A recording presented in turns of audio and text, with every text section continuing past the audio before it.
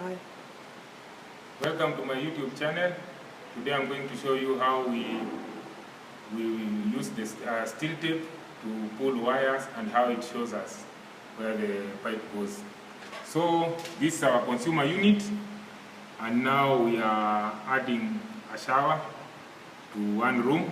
So we are you put this is called a steel tape, so it will show you, since this is a slab, we did piping and then they did the slabbing.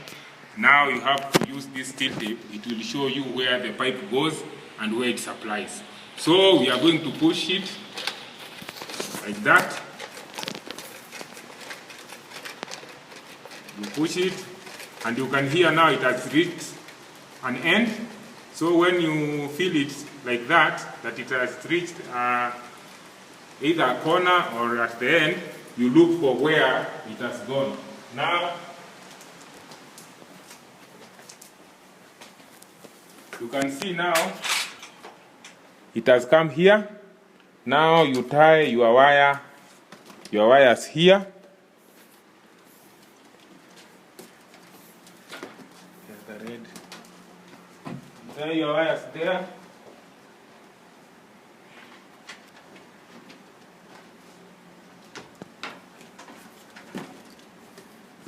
Now this is one line we have here.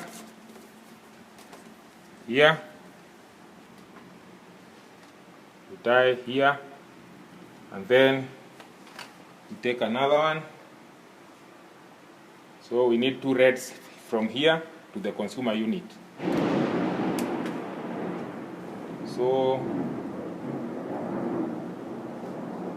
put like that, and then you use your tape. Use your tape so that as you pull,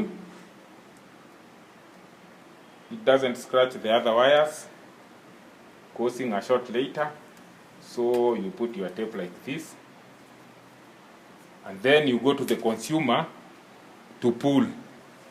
So I'm going to pull from the consumer, and you will see how this wire goes. You will see how that wire goes.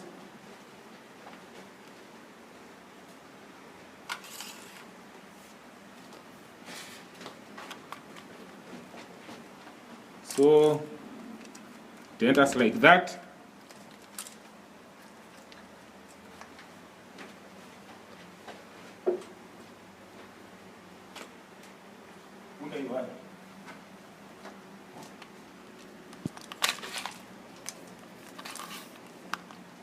So like that, and turn the consumer.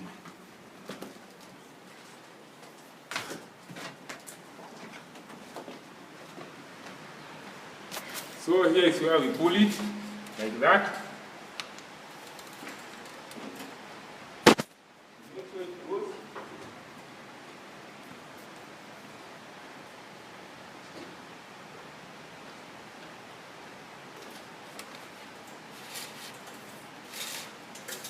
Like that. You can see how we pull until it reaches that point.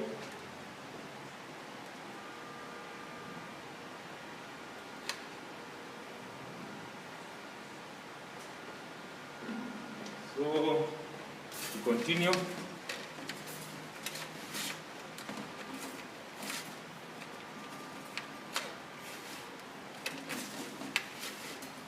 Until you will see it here.